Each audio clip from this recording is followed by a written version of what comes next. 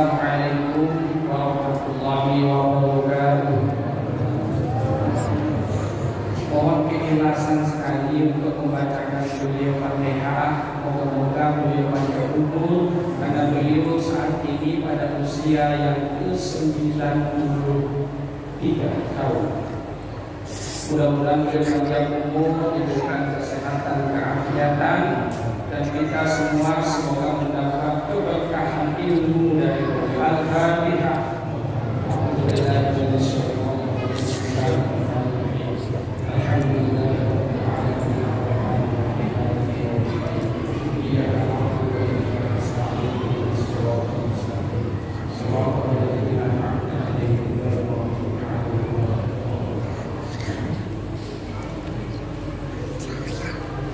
Tentu ini di luar dugaan kami, karena memang niatan kami ya sekitar bersilaturahmi dengan para alumni, kumpul-kumpul, tapi kemudian ini satu kehormatan, kami harus bicara di hadapan para jemaah seperti ini yang tentu jauh menurut kami lebih alim dari kami. Nah, kami ini masih dalam proses berguru dan belajar. Maka saya ingin pada kesempatan ini menyampaikan sebagai oleh hadis Nabi yang dikutip dalam sebuah kitab bernama Kitab Nashihul Ibad yang dikarang oleh Syekh Muhammad Nawawi Al-Jawi Al-Badani.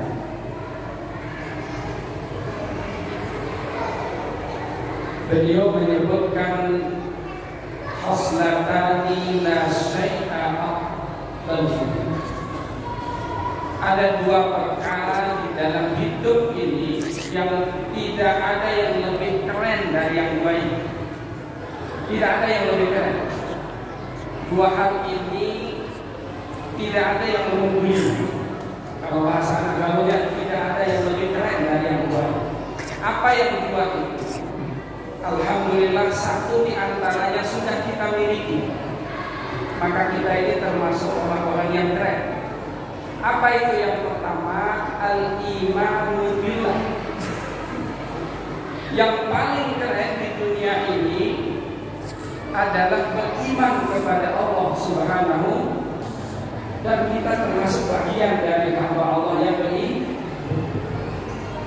Kenapa dia keren? Karena ternyata dengan iman inilah Allah menciptakan surga bagi yang mau mengimaninya, mau beriman. Dan yang menentang itu semua ini akan mendapat balasan berupa neraka yang begitu sangat mengerikan. Jadi surga yang sedemikian luks, hebat, dengan fasilitas di sana, dapat pasangan yang indah-indah, yang cantik-cantik, tidak cerewet dan tidak minta uang belanja. Itu diberikan kepada orang yang al-iman billah, percaya kepada Allah. Dan formulasi paling sederhana dari iman kepada Allah ini adalah kalimat tauhid, yaitu la ilaha illallah. Baginda Nabi menegaskan, man qala la ilaha illallah dakhala jannah. Orang yang di akhir hidupnya itu bisa membaca, melafazkan kalimat tauhid, yakni kalimat la ilaha illallah, dakhala jannah, pasti masuk surga. Sebaliknya, orang yang kafir terhadap ini itu disiapkan neraka jahanam.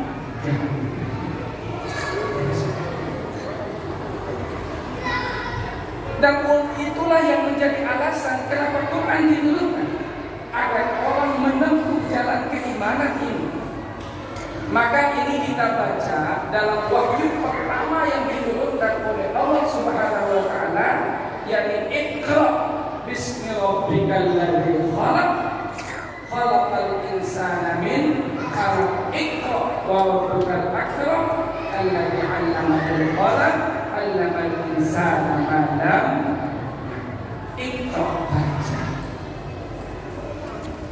Iqra bismi rabbikal ladzi khalaq. Jadi di situ Allah memperkenalkan dirinya dengan zat yang menciptakan. Karena beliau turun atau ayat Al-Quran ini turun di tengah-tengah masyarakat manusia yang dia sendiri membuat Tuhan. Manusia membuat Tuhan, setelah itu dipertuhankan. Maka ayat ini turun menjelaskan yang jadi Tuhan itu adalah dia yang punya reputasi sebagai Al-Khaliq, pencipta. Maka artinya apa? Apapun hebatnya di dunia, di alam semesta ini, statusnya tetap sebagai makhluk yang diciptakan. Dan karena sebagai makhluk, maka tidak boleh untuk dipertuhan.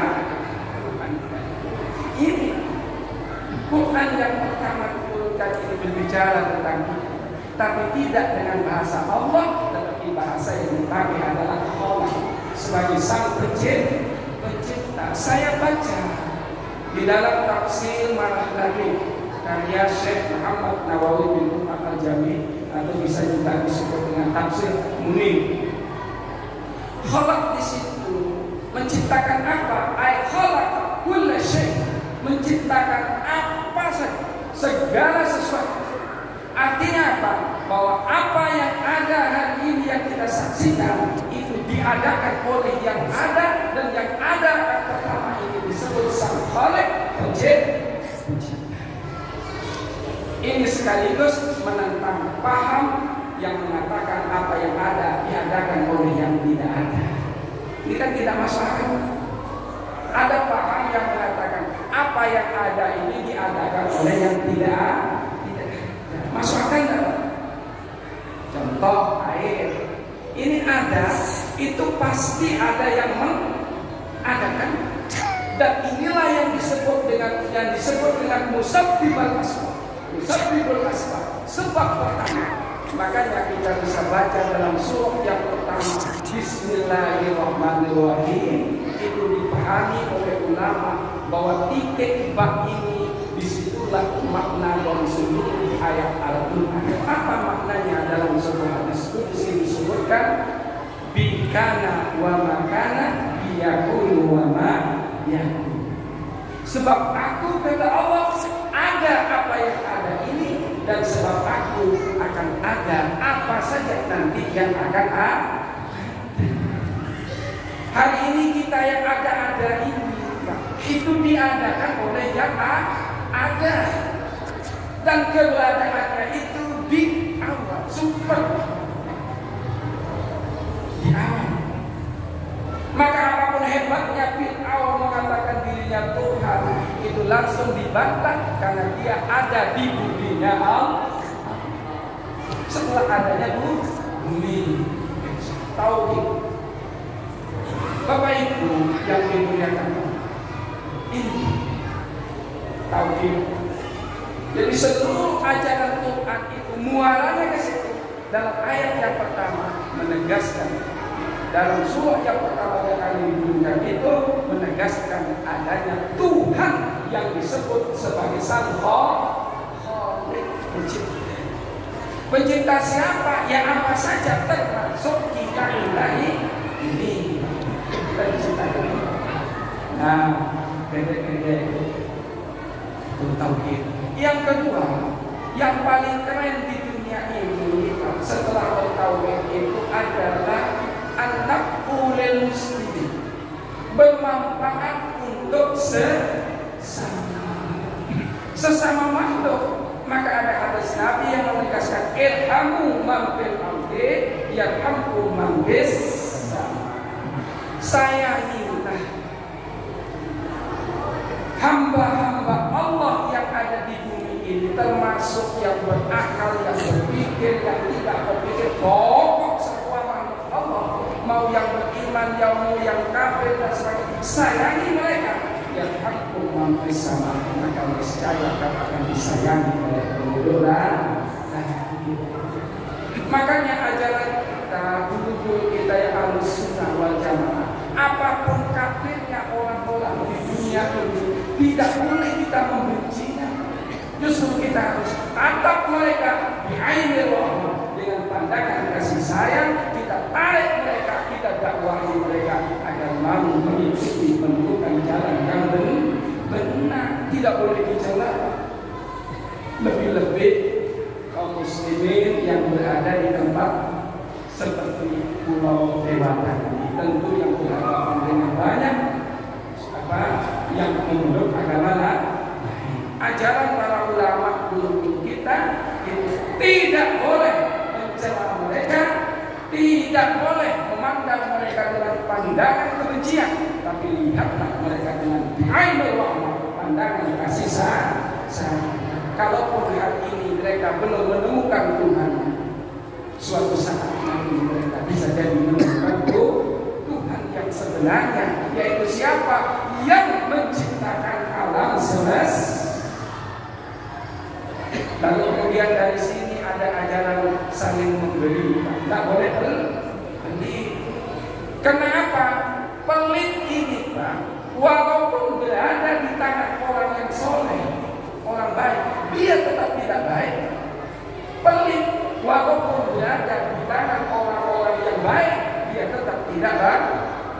Sebaliknya dermawan mau memberi, walaupun berada di tangan orang-orang tidak baik, dia tetap baik. Maka inilah dua pokok ajaran agama Islam yang diajarkan oleh baginda Rasulullah Muhammad SAW yang harus kita pertahankan.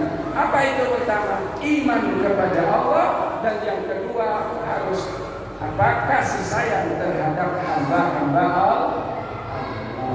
Jelas ya? Saya kira ini karena waktunya, mudah-mudahan ini bisa menjadi keberkahan buat kita semua. Amin ya rabbal alamin. Assalamualaikum warahmatullahi wabarakatuh.